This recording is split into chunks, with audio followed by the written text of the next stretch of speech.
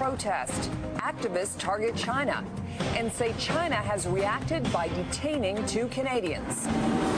All systems go.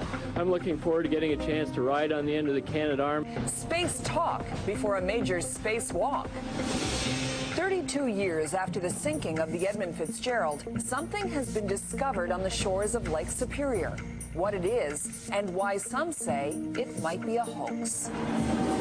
And an interview with Benazir Bhutto. The person is innocent unless proved otherwise. A controversial political figure ready to return to the world stage. I don't think Canada should pull out of Afghanistan. I think it would be a disaster. In conversation with Carol Off. The National. Here is Carol McNeil. Good evening, everyone. In just hours, the countdown begins for next year's Beijing Olympics. But tonight, many Canadians are watching the Chinese capital anxiously. The fate of 2 British Columbia residents is unclear. They've been reportedly arrested and are now missing. As Chris Brown explains, concern is real because the pair was using a famous site to protest a famously touchy issue. Her family says Melanie Raoul knew the risks of taking on the Chinese government, and tonight she and another Canadian may be paying the price. My daughter and the fellow were taken away in a van, and we don't know what happened to the other 4.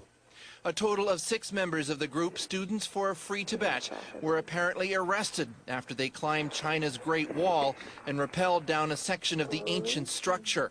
They unfurled a banner saying "One World, One Dream, Free Tibet 2008. Within minutes, they posted this video of their daring exploit on the website YouTube. Sam Price of Vancouver was the other Canadian detained.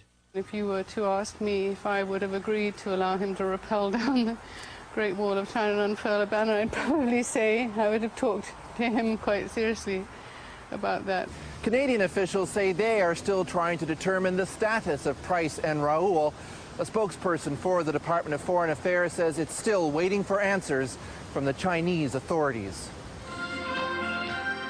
China's hosting of next year's Summer Olympics has given protest groups an irresistible backdrop to press their concerns about China. Indeed, this protest was a year in the planning, and those involved expected to go to jail. This is an action that Tibetans themselves cannot take in China or cannot take in Tibet. Simply to express their political views would result in many years in jail. Back home, as the families wait for news, their concern is also mixed with a sense of pride. We would definitely say, my gosh, we're so proud of you.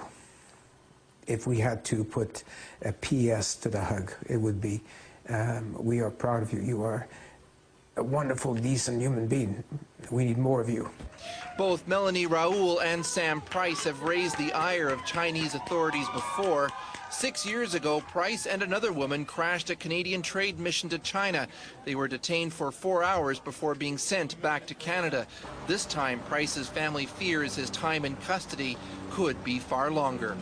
Chris Brown, CBC News, Vancouver.